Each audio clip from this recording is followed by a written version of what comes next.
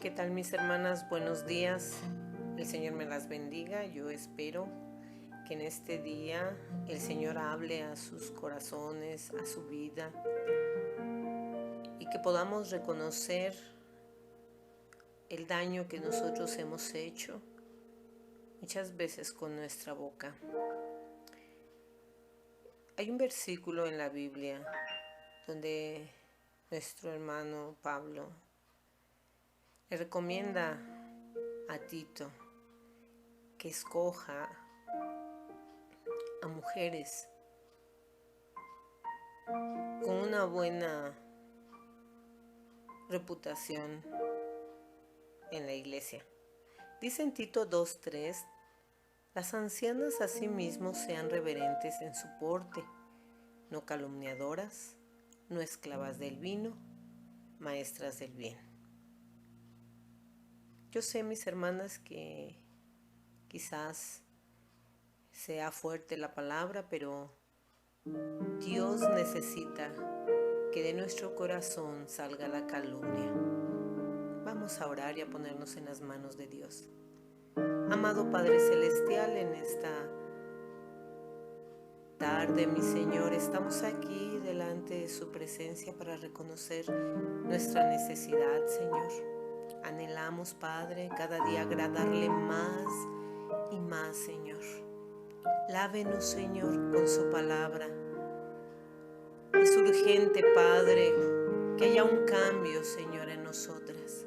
Ayúdenos, Señor, a sacar de nuestro corazón la calumnia, Padre, que muchas veces mata, Señor, la vida de otros, su integridad, su reputación, Señor. Sea con nosotros, Padre, y que su Espíritu Santo, Señor, hable, Señor, a través de esta sierva suya. Todo esto, Padre, se lo pido en el nombre de su Hijo Jesucristo, y nos disponemos, Padre, a escuchar su bendita palabra. Amén y amén. Bien, mis hermanas, pues el Señor quiere hablarnos acerca de la calumnia, porque es un requisito para las ancianas de la iglesia. Está claro que en la iglesia primitiva se les concedía a las mujeres de edad avanzada una posición respetable y responsable. Es la gracia que especialmente les asienta a las mujeres ancianas, por ser fruto de una experiencia madura resultante de pruebas vencidas. Las mujeres ancianas deben manifestar en su actitud interna y externa su perfecta dignidad como cristianas maduras. Teniendo en cuenta la dignidad del prójimo, deben dominar sus lenguas y evitar toda calumnia. Ellas, mediante su modo de vivir y mediante su ejemplo cristiano, deben ser maestras en toda obra buena para las jóvenes. Tal es el deber de aquellas que han madurado con la experiencia de la vida. Las instrucciones del apóstol Pablo no son otra cosa que la transmisión de las exigencias de Jesús en el Sermón de la Montaña. Él decía: alumbre así vuestra luz ante los hombres, para que vean vuestras buenas obras y glorifiquen a vuestro Padre que está en los cielos. Así lo dice Mateo 5:16. Y el versículo dice: no calumniadoras. La palabra griega literalmente significa diabolos. O sea, nos dice el hermano Pablo que no seamos diablas. Y diablo significa acusador. Y aquí lleva la idea de ser calumniadoras o chismosas, maliciosas, para perjudicar la reputación de otros. La calumnia es hacer una declaración verbal falsa que daña la reputación de alguien. La Biblia dice mucho acerca de la calumnia, tanto en el Antiguo Testamento como en el Nuevo. En Proverbios 10:18 dice lo siguiente: el que encubre el odio es de labios mentirosos, y el que propaga calumnia es necio. La calumnia, mis hermanas, está a un nivel tan alto en la lista que Dios hace de los agravios que la incluyó en los 10 mandamientos. En el noveno mandamiento nos dice, en Éxodo 20:16, no hablarás contra tu prójimo falso testimonio. El dar falso testimonio incluye la calumnia por causa de las falsedades que se han esparcido. La calumnia es simplemente mentir acerca de alguien con la intención de hacer que otros vean a esa persona de manera negativa.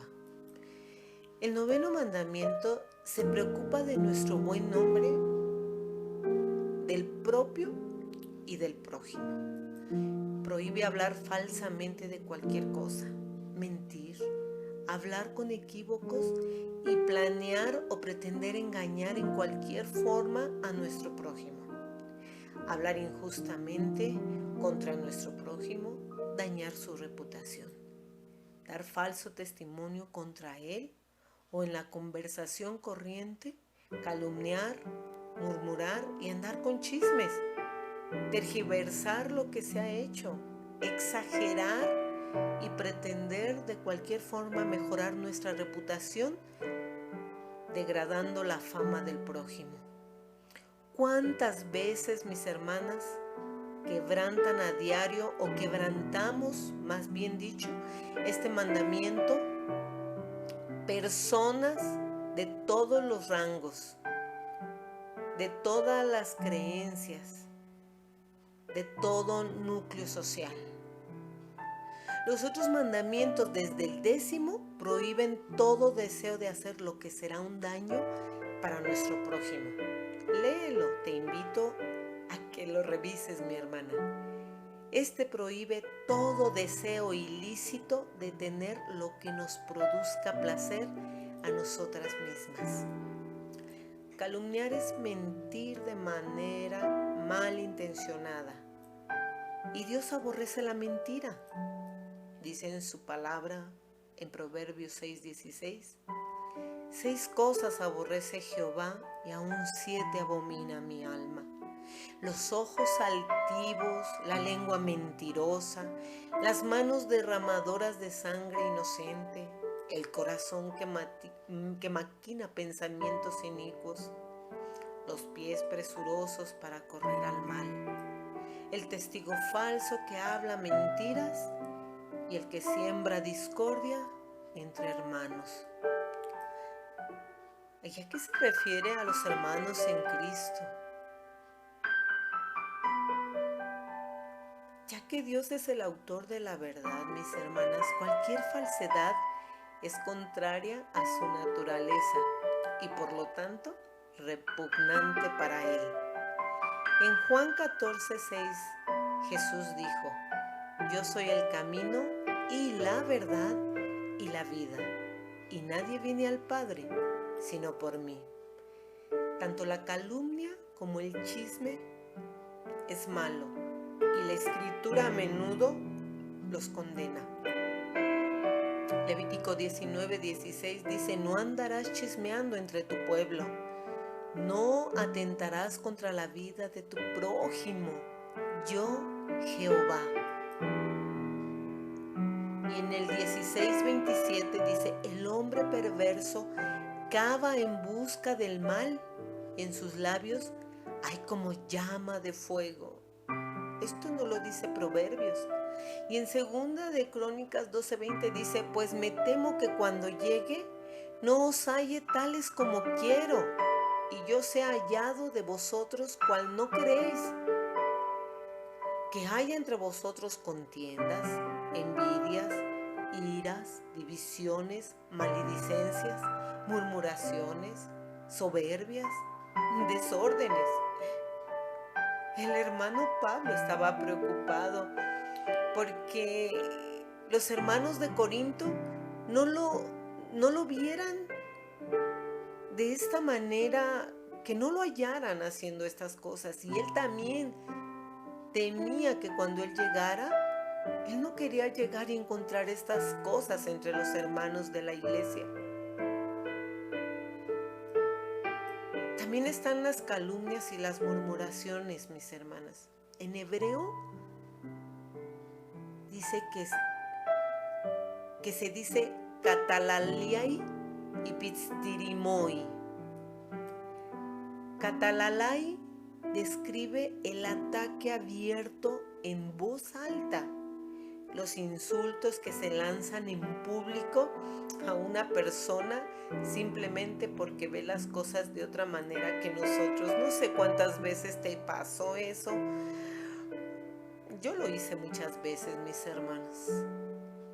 Era lo que a mí más me gustaba, ese ataque abierto. A mí me gustaba gritar y ofender a los demás aún sabiendo que lo que yo decía no era cierto, con tal de echar abajo su reputación delante de todos los ojos que me veían. La segunda palabra es todavía más repulsiva, mis hermanas. Pizzirismoi describe la campaña de murmuración que se propaga de boca en boca, el cuento desacreditador que se transmite en secreto. Es como llamar al teléfono descompuesto, ¿verdad? Pero es una murmuración en silencio donde el que es calumniado no se entera y se va propagando de boca en boca.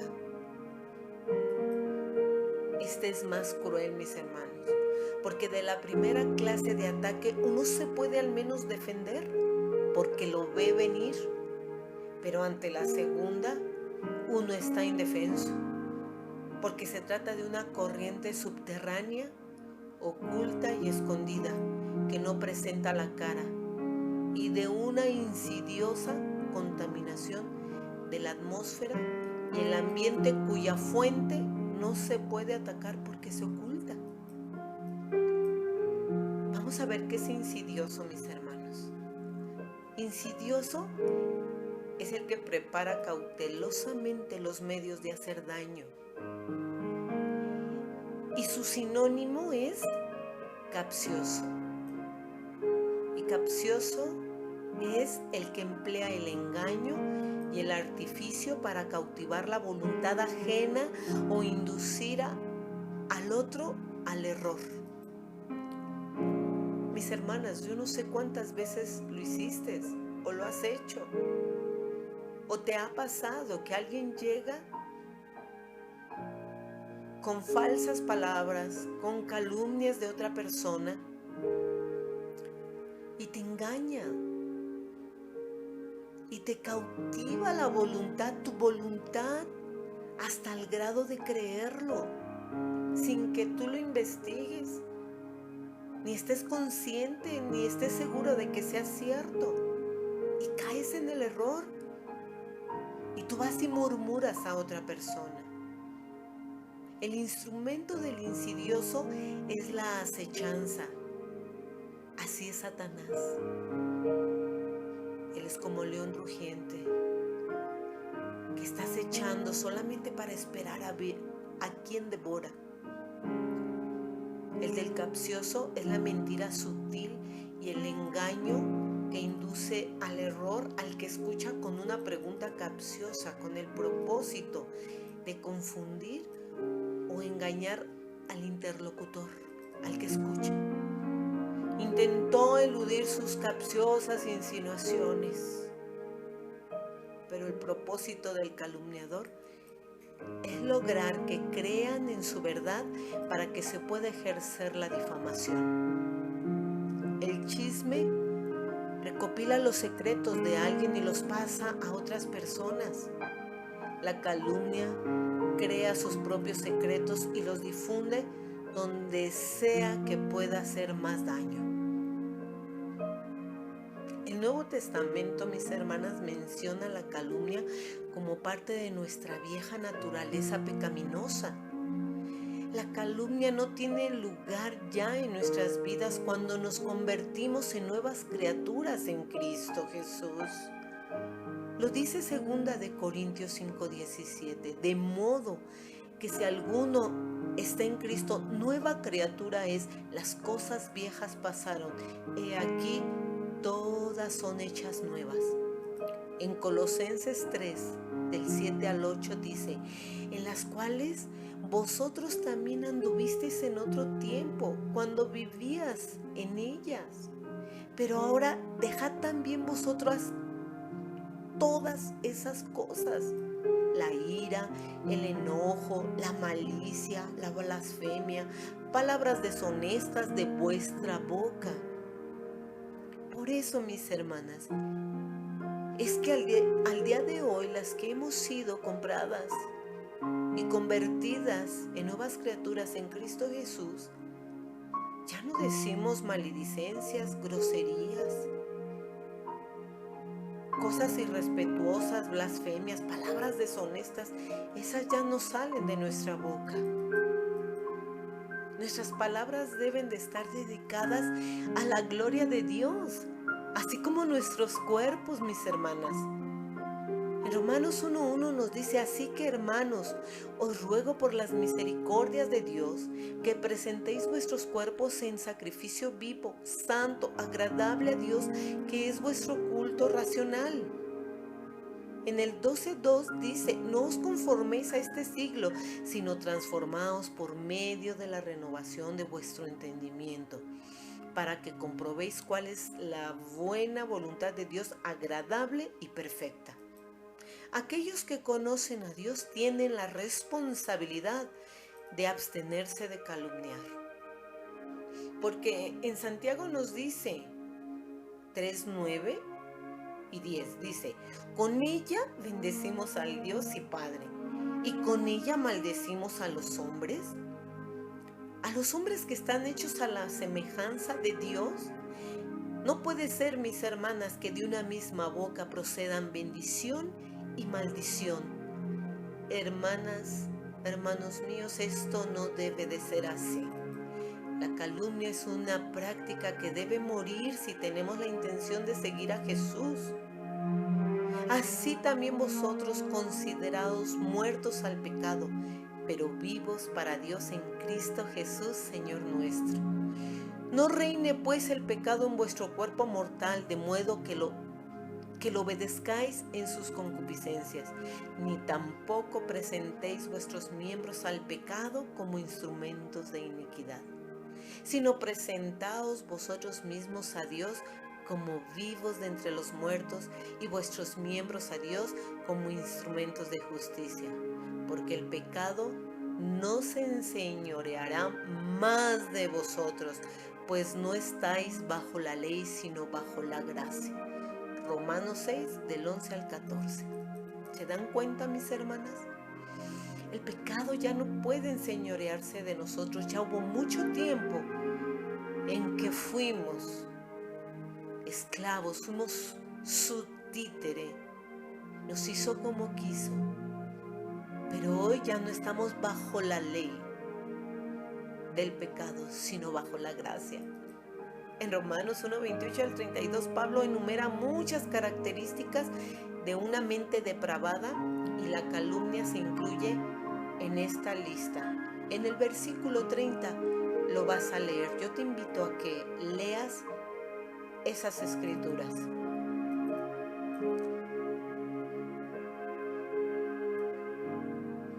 Pero lo más triste es que dice Dios que se complacen con los que hacen estos pecados.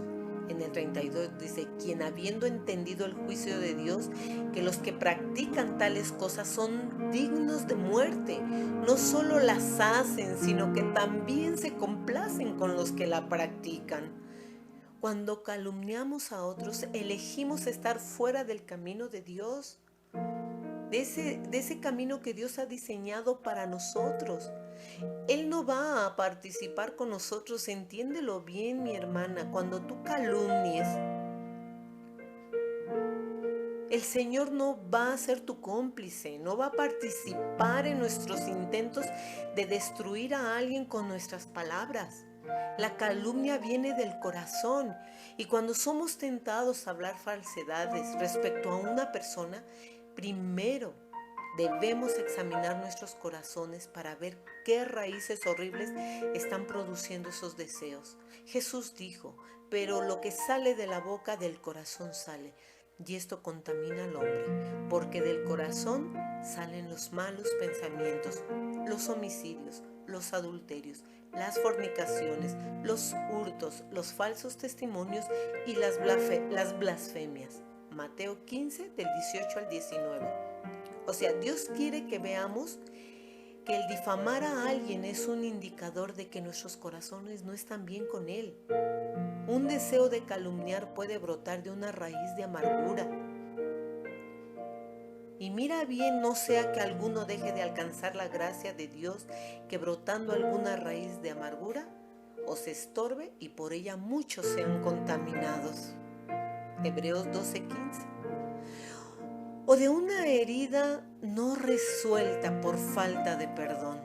Dice en 2 de Corintios 2:10, y al que vosotros perdonáis, yo también, porque también yo lo que he perdonado, si algo he perdonado, por vosotros lo he hecho en presencia de Cristo. Para que Satanás no gane ventaja alguna sobre nosotros, pues no ignoramos sus maquinaciones. En Efesios 4:32 dice, antes sed benignos unos con otros, misericordiosos, perdonándonos unos a otros, como Dios también os perdonó a vosotros en Cristo Jesús. O puede ser por celos. Gálatas 5:20 dice que hay idolatría, hechicerías, enemistades, pleitos, celos, iras, contiendas, disensiones, herejías o de otros pecados del corazón. Todo eso está en nuestro corazón. Y nosotros no podemos ya vivir bajo el dominio de todos estos pecados. La calumnia está ligada también a la deshonestidad. Proverbios 21:6 dice, conseguir tesoros con lengua mentirosa es un vapor fugaz, es buscar la muerte. Es buscar la muerte de alguien más, del que calumnias. Una persona que calumnia es deshonesta. No hay honestidad en él. Está la deshonestidad. Miren, hay un escritor llamado Basilio que él la define de esta manera. La deshonestidad es la actitud del alma que nunca se ha sometido ni se someterá a ninguna disciplina y mucho menos a la de Dios. Es la insolencia que no conoce límites, que carece del sentido de la decencia de las cosas, que se atreve a todo lo que le apetezca, un capricho desmedido, que no tiene en cuenta la opinión pública ni su propio buen nombre con tal de conseguir lo que quiere. Josefo, otro gran historiador bíblico, se le atribuye la deshonestidad a Jezabel, la que construyó un templo a Baal en la ciudad de Dios mismo y cometió muchos pecados. El pecado capital por excelencia de los griegos, mis hermanos, mis hermanas, era ibris, orgullosa insolencia, que ni teme a Dios ni respeta a las personas. Es el espíritu insolentemente orgulloso que ha perdido totalmente el honor y que se apodera de lo que se le antoja, donde, cuándo y cómo sea, sin tener en cuenta ni a Dios ni a nadie. Tenemos un ejemplo bíblico. Veamos quiénes cometieron el pecado de la calumnia, la mentira y la deshonestidad. Primera de Reyes 2, más bien Primera de Reyes 21, del 1 al 13. Es la historia muy conocida de Acab y la viña de Nabot. Dice la palabra, pasadas estas cosas aconteció que Nabot de Jezreel tenía allí una viña junto al palacio de Acab, rey de Samaria. Y Acab habló a Nabot diciendo, dame tu viña para un huerto de legumbres, porque está cercana a mi casa y yo te daré por ella otra viña mejor que esta. O si mejor te parece, te pagaré su valor en dinero. Y Nabot respondió a Acab: guárdame, Jehová, de que yo te dé a ti la heredad de mis padres. Miren, mis hermanas, de acuerdo con la ley mosaica en Deuteronomio 25, las heredades ancestrales debían permanecer en manos de las familias que las habían recibido y no ser vendidas. Por tanto, Acab y Jezabel no solamente mostraban interés por algo que deseaban adquirir, sino desafiaban abiertamente las leyes de Dios. Dice en Primera de Reyes 21:4, y vino Acab a su casa triste y enojado por la palabra que Nabot de Jezreel le había respondido, diciendo: no te daré la heredad de mis padres. Y se acostó en su cama y volvió su rostro y no comió. El calumniador, mis hermanas, nunca dirá la verdad completa. Será un mentiroso deshonesto.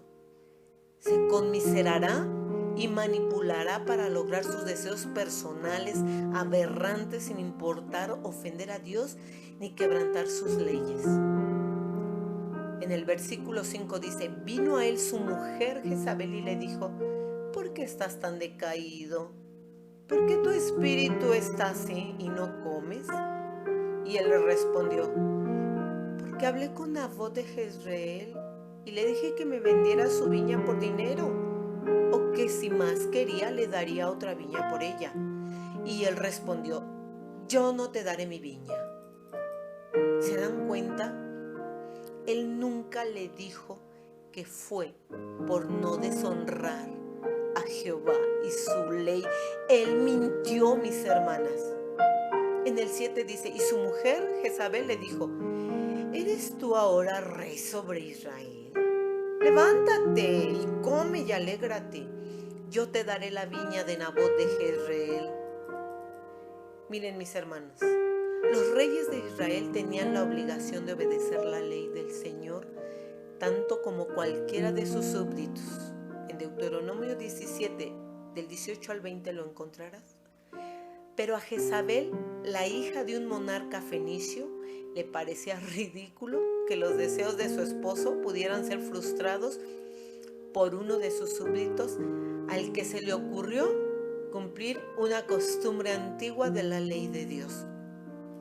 Tan pronto como Jezabel conoció la causa de la pena de su esposo, ella, después de reprenderlo por su pusilanimidad y mandándole que se portara como rey, le dijo que no se molestara más por semejante bagatela, que ella le garantizaba la posesión de la viña. Y le vuelve a decir: ¿eres tú ahora rey sobre Israel? Miren, mis hermanas, esta no fue una pregunta como en son de admiración, sino como una sarcástica mofa. Quería decirle: qué lindo rey eres tú. ¿No puedes usar tu poder y tomar lo que tu corazón desea? En el 8 le dice: entonces ella escribió cartas en nombre de Acab y las selló con su anillo y las envió a los ancianos y a los príncipes que moraban en la ciudad con Nabot. El anillo, mis hermanas, con sello contenía el nombre del rey y daba validez a los documentos a los cuales se fijaba. En Daniel 6:17 lo dice: al permitirle a ella el uso de su anillo, Acab pasivamente consintió con el proceder de Jezabel. Como fue escrito en el nombre del rey, tenía el carácter de un mandato real. Envióla a los ancianos y a los principales que moraban en esa ciudad. Ellos eran las autoridades civiles de Jezreel y probablemente eran los instrumentos sumisos de Jezabel. En el 9 dice: y las cartas que escribió decían así: proclamar ayuno y poned a Nabot delante del pueblo.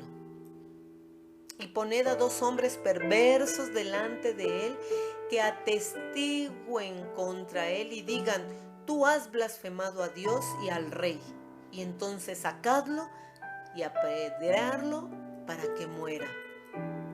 Aquellos magistrados, mis hermanas, salameros y malvados, hicieron según las órdenes de Jezabel, fingiendo que una grave culpa pesaba sobre una o varias personas desconocidas, acusadas de haber blasfemado en contra de Dios y del rey, y que Acab estaba amenazando venganza sobre toda la ciudad si el culpable no fuese descubierto y castigado.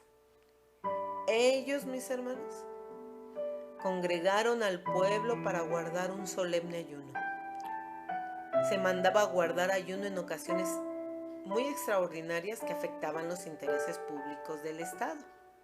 Lo vemos en Segunda de Crónicas 23, en Esdras 8:21.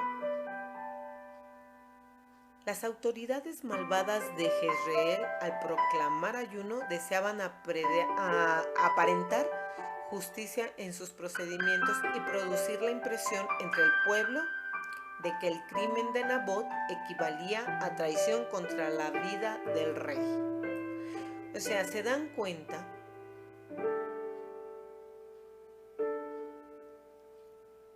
Fue un complot escondido contra Nabot.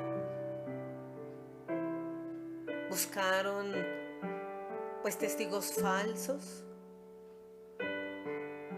para que ellos hablaran en contra de Nabot, para que al final fuera muerto. Sin embargo, no atacó públicamente los valores religiosos y tradicionales de Israel, sino que hizo lo necesario para que Nabot fuera falsamente acusado y ejecutado de una manera que Acab pudiera confiscar su viña.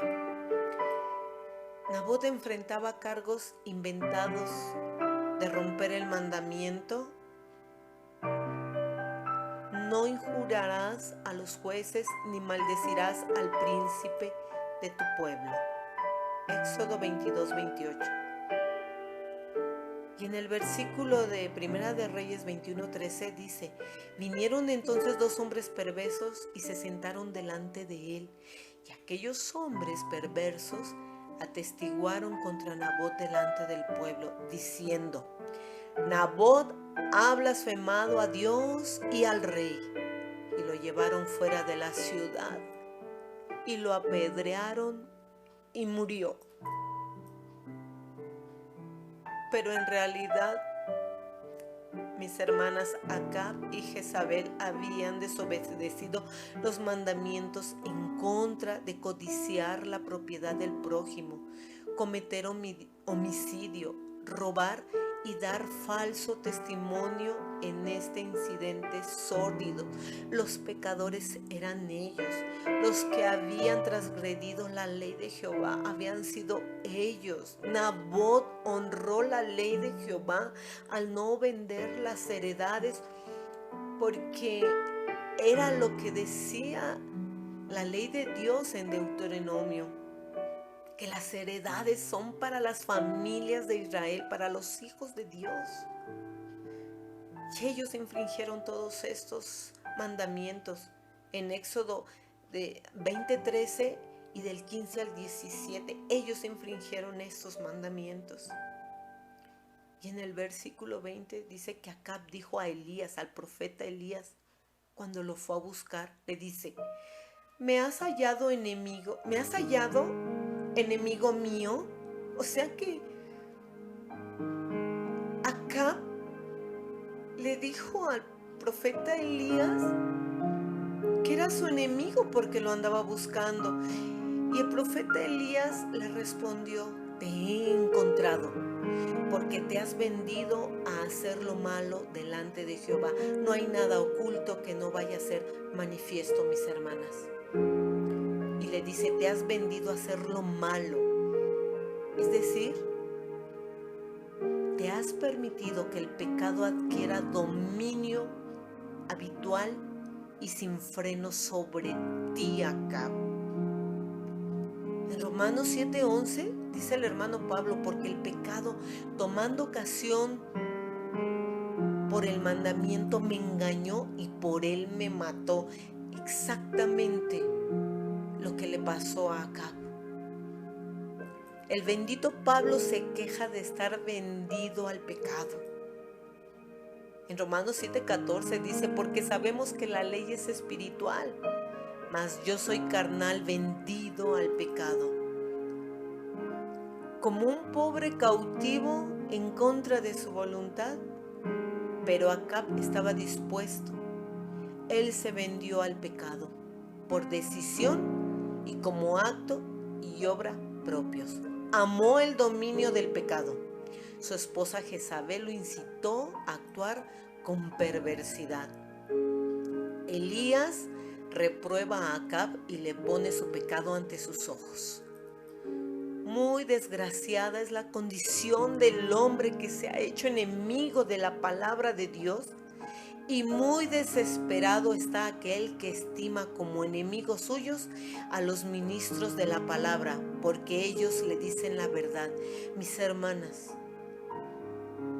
¿cuántas veces vas con el deshonesto, el calumniador, y le hablas la verdad para que venga el arrepentimiento, se vuelva a Dios y te toma como su enemigo?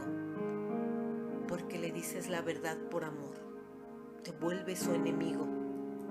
Así fue Acab. Acab se puso el ropaje y el aspecto externo del arrepentimiento, según él, pero su corazón no se había humillado ni estaba cambiado. Y hay muchas personas que se ponen ese ropaje, según del arrepentimiento, pero sus corazones están de pie, no se han humillado, no han sido cambiados. El arrepentimiento de Acab fue solamente para que lo vieran los hombres, era solamente externo. Y muchos solamente lo hacen para que los vean los hombres. Mi hermana, que esto anime a todos y a todas los que se arrepienten verdaderamente y que sin fingimiento creen en el santo evangelio, porque si el que simula ser un arrepentido se va a su casa reprobado, sin duda el arrepentido que sinceramente cree se irá a su casa justificado. La solución de Dios para la calumnia es amarnos, mis hermanas, las unas a las otras. Un mandamiento nuevo os doy, que os améis unos a otros, como yo os he amado, que también os améis unos a otros. No calumniamos a personas que amamos. En 1 Corintios 13 dice que el amor es sufrido, es benigno, el amor no tiene envidia, el amor no es jactancioso, no se envanece, no hace nada indebido, no busca lo suyo, no se irrita, no guarda rencor, no se goza de la injusticia, mas se goza de la verdad. Todo lo sufre, todo lo cree, todo lo espera, todo lo soporta. El amor nunca deja de ser, mis amadas hermanas. El amor quiere lo mejor para los demás y eso significa guardar su reputación, así como guardamos la nuestra. En Mateo 7:12 dice, así que todas las cosas que queráis que los hombres hagan con vosotros, así también haced vosotros con ellos, porque esto es la ley y los profetas. Mis hermanas amadas, hermosas, el amor no hace mal al prójimo, así que el cumplimiento de la ley es el amor. Cuando nos centramos en obedecer al Señor, amando como Él nos ama, la calumnia no nos va a tentar, no va a ser parte de nosotros, no la vamos a ejercitar, no vamos a cometer el pecado de la calumnia contra nuestro prójimo. En 1 de Pedro 3, del 8 al 12 dice, y finalmente sed todos de un mismo sentir, compasivos, amándonos fraternalmente, misericordiosos, amigables, no devolviendo mal por mal, ni maldición por maldición, sino por el contrario, bendiciendo, sabiendo que fuisteis llamados para que heredases bendición. Porque el que quiere amar la vida y ver días buenos, refrene su lengua del mal y sus labios no hablen engaño. Apártese del mal y haga el bien, busque la paz y sígala, porque los ojos del Señor están sobre los justos y sus oídos atentos a sus oraciones, pero el rostro del Señor está contra aquellos que hacen el mal. Dios les bendiga, mis hermanas.